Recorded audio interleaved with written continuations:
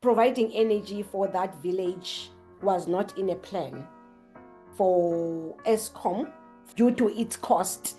But because of the partnerships for this microgrid upling water, it has then brought about light to the community and also to other municipalities. This project, this mini grid project, is a highlight. It's the first of its kind that has been successful in South Africa. I also studied engineering at UCT. I was in the early 2000s, and then I wanted to get into the renewable energy industry straight away, but it was so early to do that. There wasn't actually a renewable energy industry, so I stayed at university. And I ended up studying a doctorate in wind generator design. Read, research, so I would like them to increase their appetite in terms of reading, researching, checking, and looking for opportunities for their own growth and also the country's economic growth. Welcome to Energy Careers, a segment of the Energy Conversations podcast, dedicated to exploring opportunities in the dynamic world of the energy sector. Sanmonani, Dumelang, and hello to all our listeners across South Africa and beyond. Welcome to yet another empowering episode of Energy Careers, an energy conversation segment where we spotlight the journeys of trailblazers in the energy sector and open doors to the youth to imagine what's possible. Today we're unpacking the journeys of two energy professionals, Dom and Nombulelo. Their paths couldn't be more different, yet both have walked the road toward clean energy solutions and system impact. To start us off, maybe we could understand your story of origin and get to know you a little better. So I can start with Nombulelo. Can you please give us a brief introduction of yourself and what you studied? My name is Nombulelo Gwarube. I'm from Butterworth. I have studied electrical engineering at NMU. I've got 20 years experience. I worked for Eskom as a design engineer, and then I joined consultants after 2010. And then now I actually run my own business, a Black women-owned business by the name of Likhanye Consulting Engineers, based in East London, where we provide professional engineering services and electrical construction. Thank you, Nombulelo. We can move to you, Dom. Yeah, hi there, I'm Dom Mills. I also studied engineering at UCT.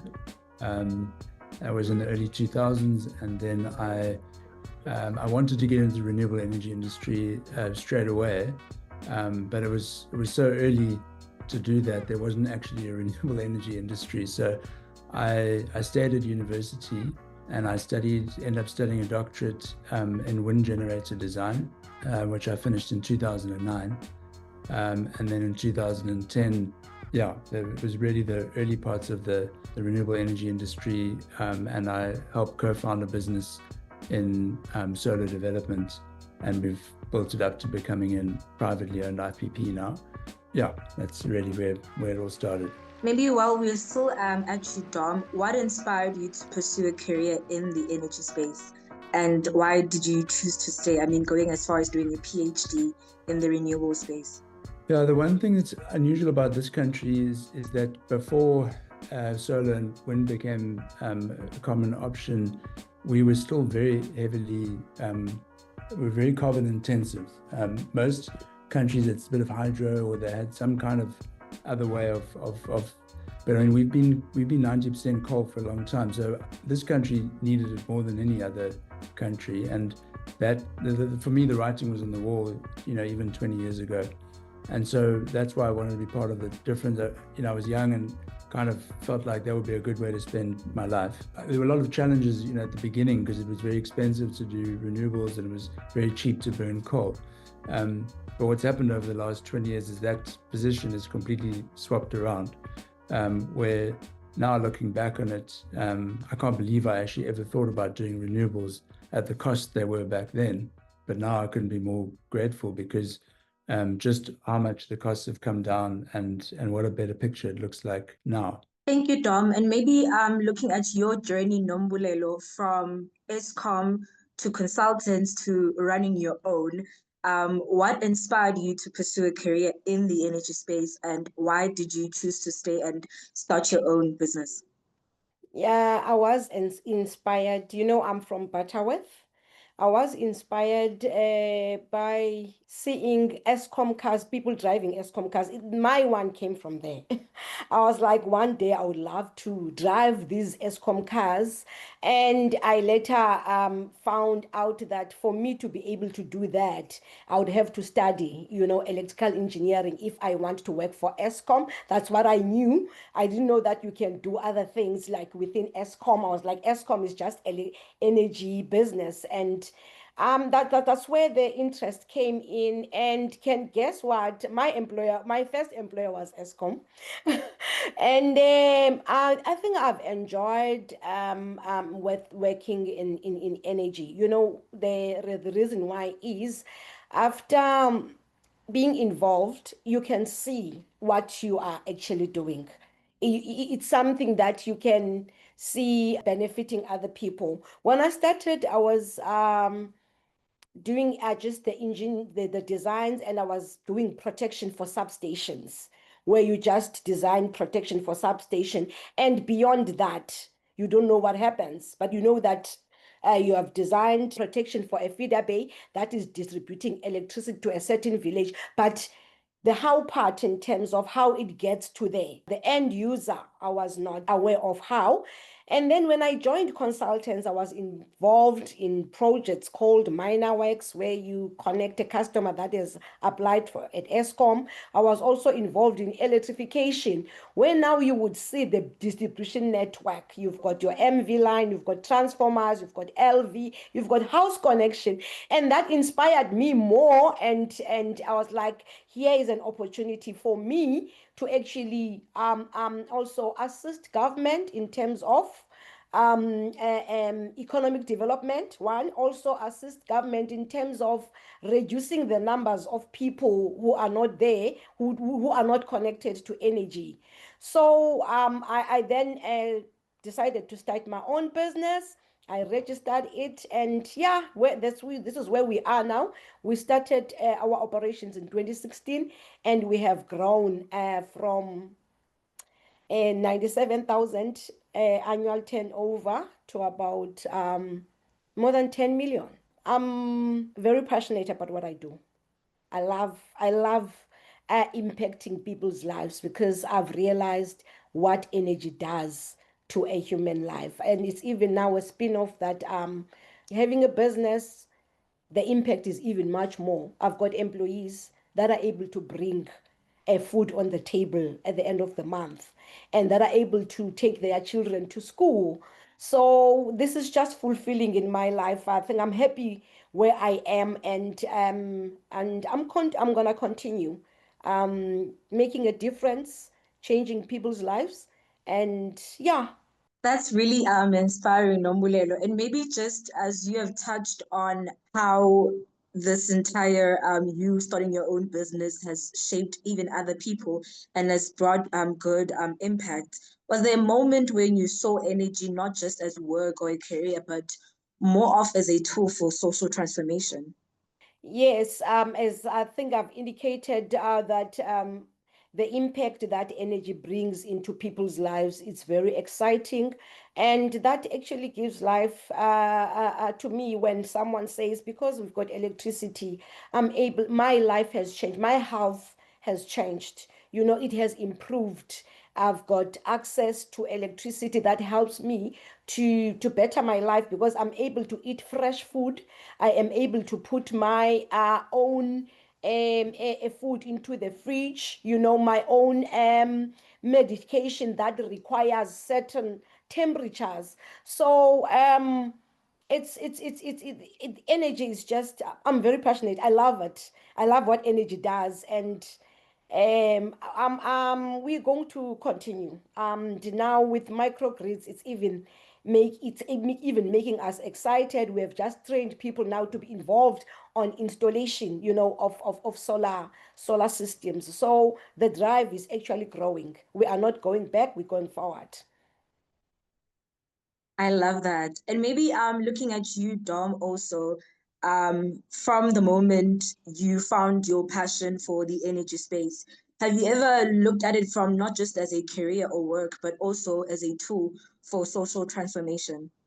I think particularly in the last 5 years, I have, and the way I think about where things are going in terms of the earth is that we are almost reaching another dawn of electricity. We had one, call it 100 years ago, when Eskom was established, and people started using electricity network, and we're almost having another one, and it's driven by like an increased usage of electricity, and that electricity isn't just electricity. Electricity is Wi-Fi, it is telecoms, it's information, it's learning, it's trade, it's a job, it's business, it's all of those things that stack up on top.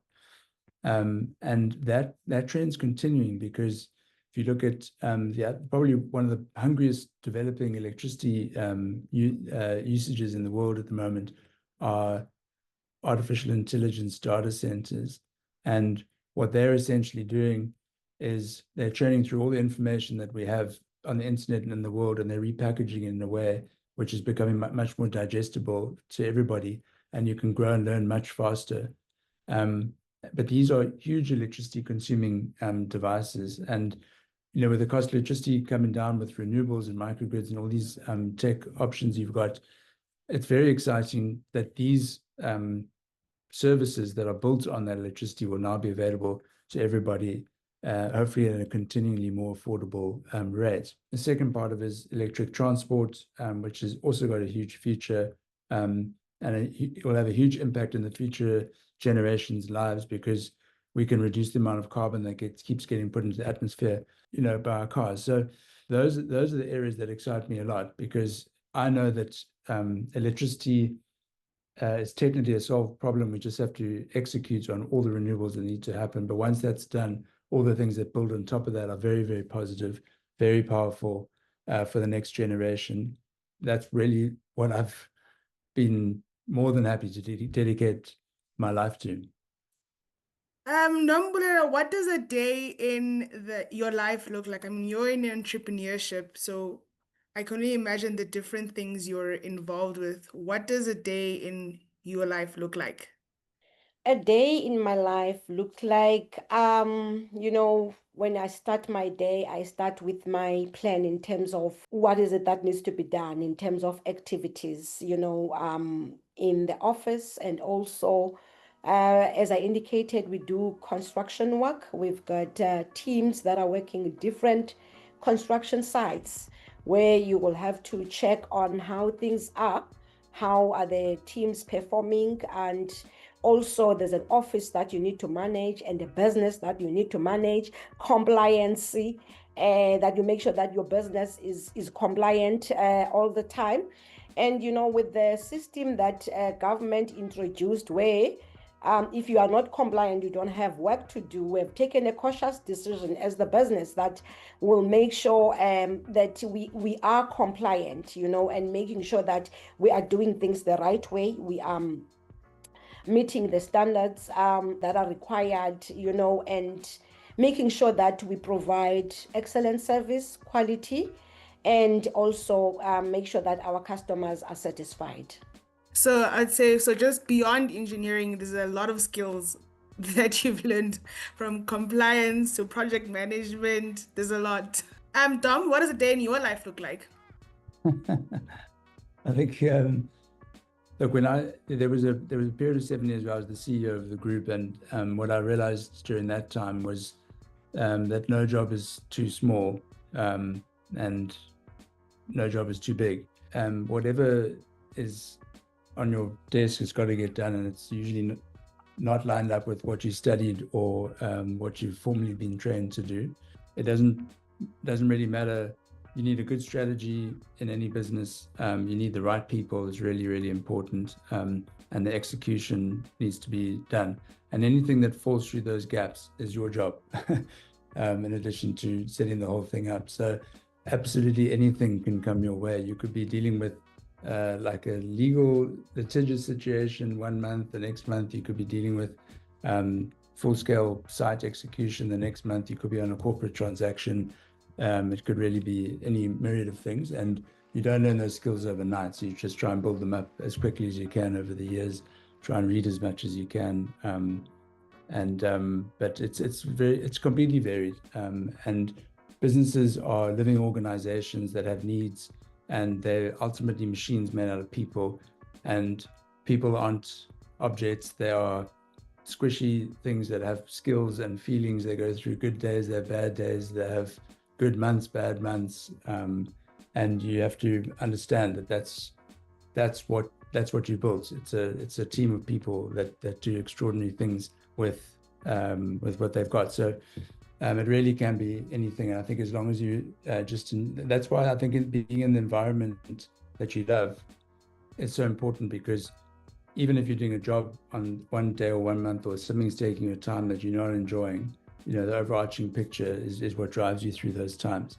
Be so lucky. I don't have to motivate anybody. Everybody understands that they're doing something that is so powerful and so good. I think if we were making diesel generators, it's very hard to get everybody to feel like they're part of the future.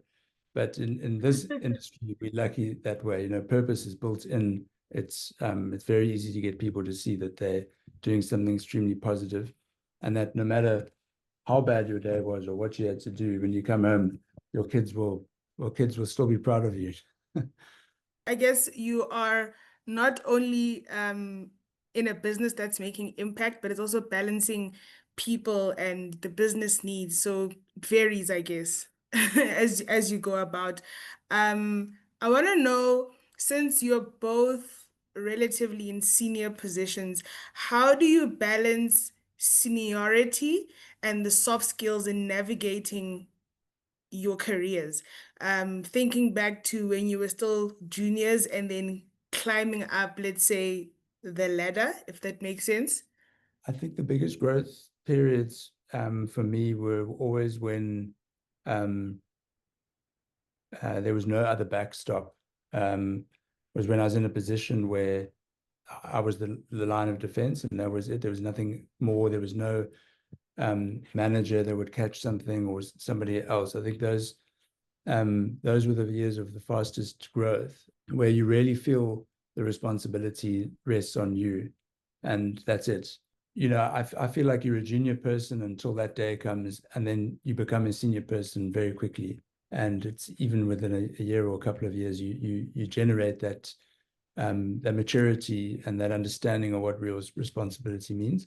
And then you're a senior person. That's pretty much how it goes. And so you in an organization, you feel very burdened if you don't have that like support and lots of management and all that kind of thing. But and if you're in a big corporate, you often do have that. But the gift, it is a huge gift if you get given it, is where you put in a situation where you are the primary person and you feel that weight of responsibility, because that's by far the period of the most extraordinary growth. I think as a manager, then you also want to strike that balance between allowing the people below you the same privilege that you had, without creating a big business risk at the same time. Also, in order for you to be able to, I guess, move up, it's being outside of your comfort zone. And I guess that also comes with all the lessons that you will learn with being outside of your comfort zone, and that help you, I guess, navigate the energy sector and the different things that come with it, whether you're a junior or a senior. Nombulelo, how would you say you have balanced essentially being a senior and soft skills in navigating your energy career?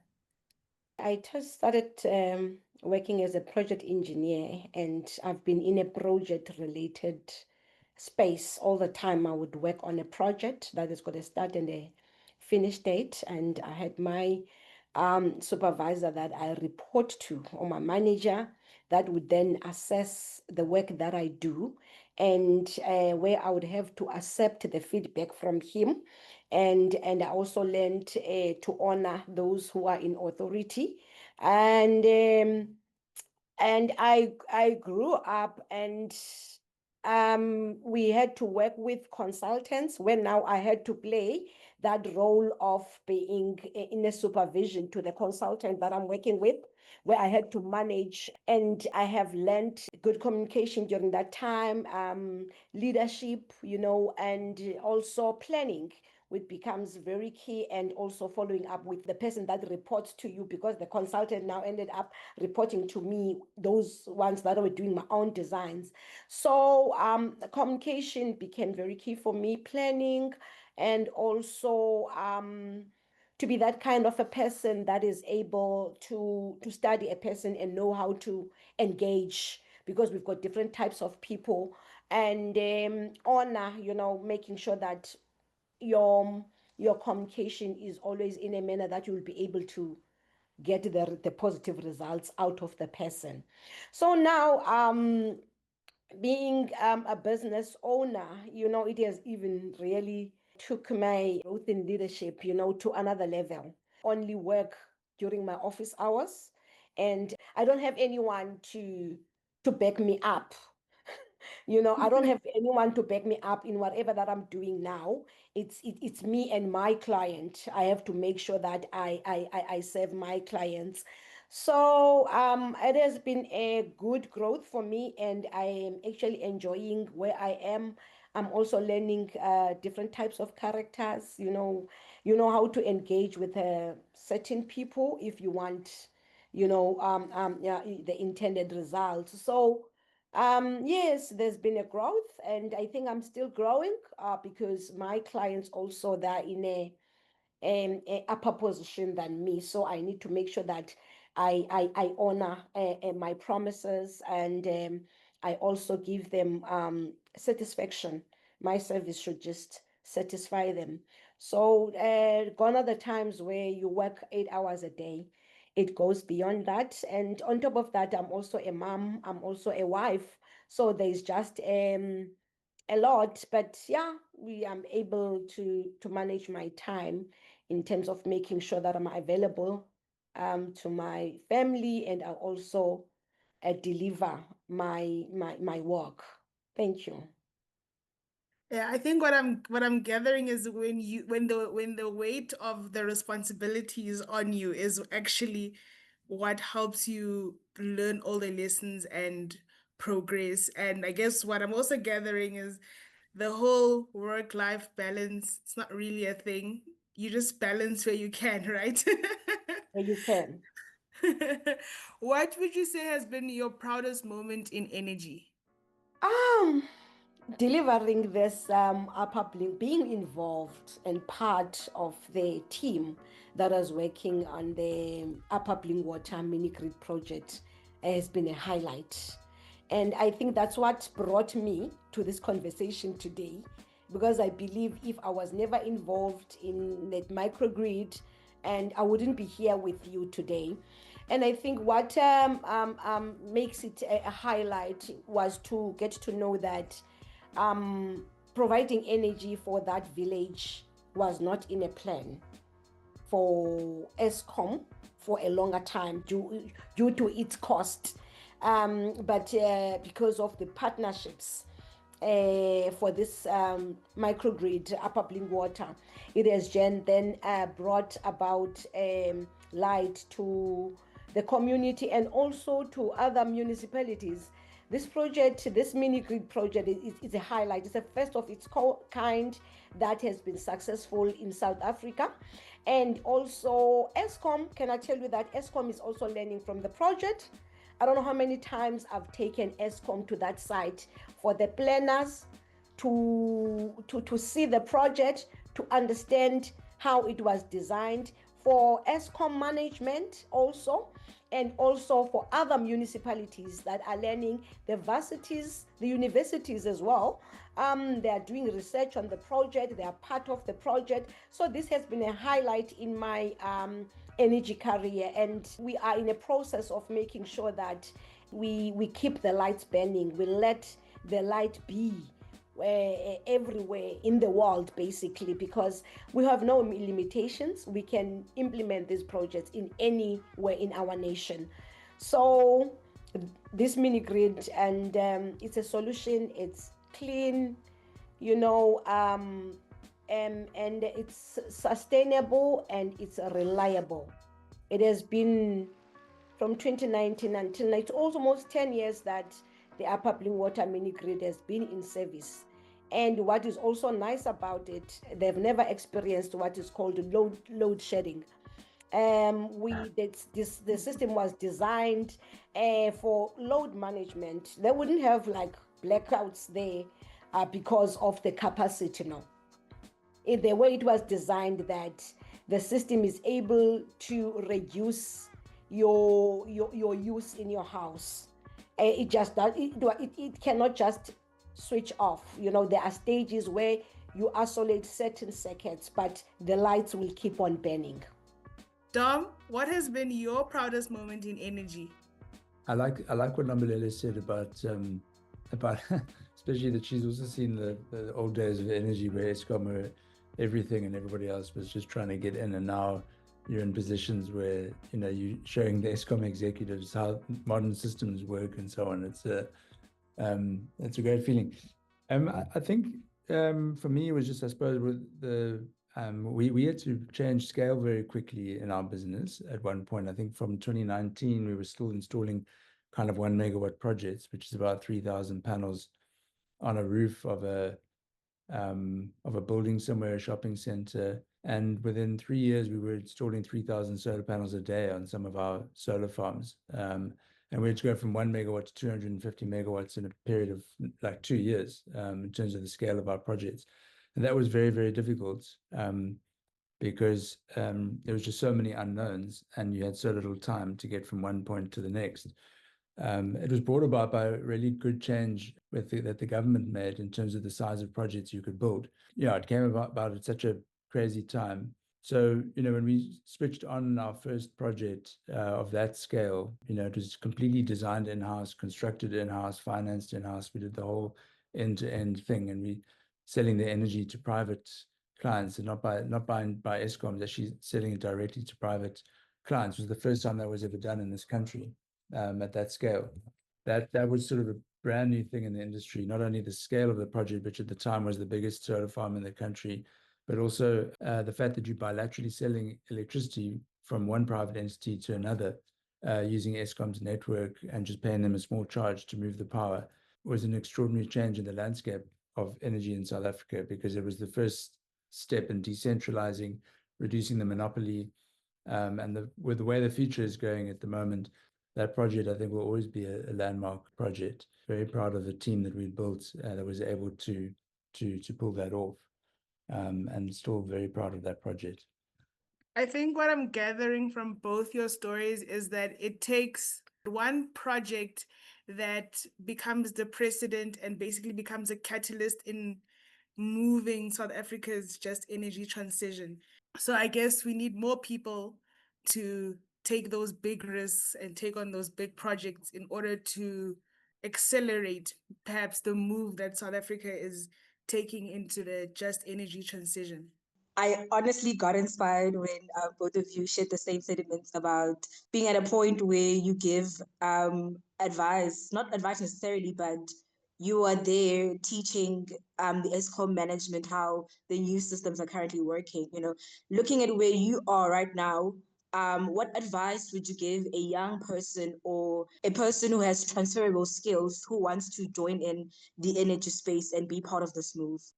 I think what people should probably know is that we're only about probably 5% of the way through this journey, not more than 10%. The scale of what needs to happen is so extraordinary. You know, what Eskom are at the moment, and most utilities around the world, they've had 100 years of creating a certain system that performs a certain way.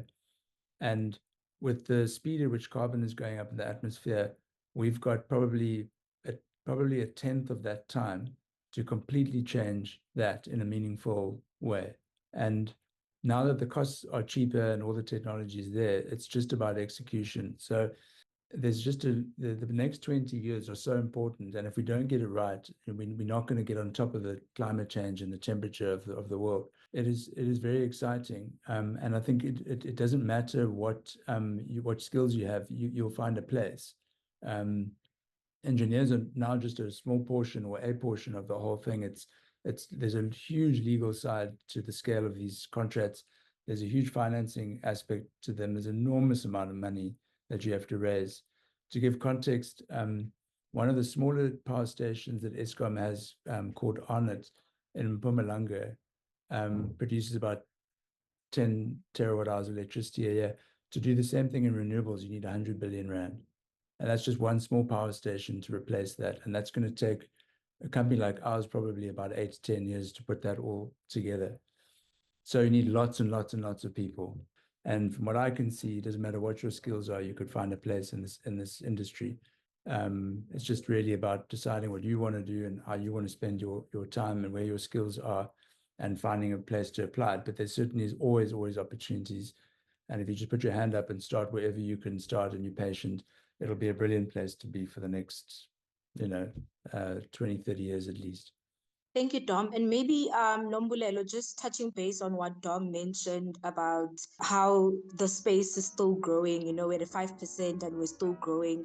The growth of the value chain essentially, and partners, partnering, collaborating with one another to put this plan into motion. What advice would you give a young person that still wants to join the energy space?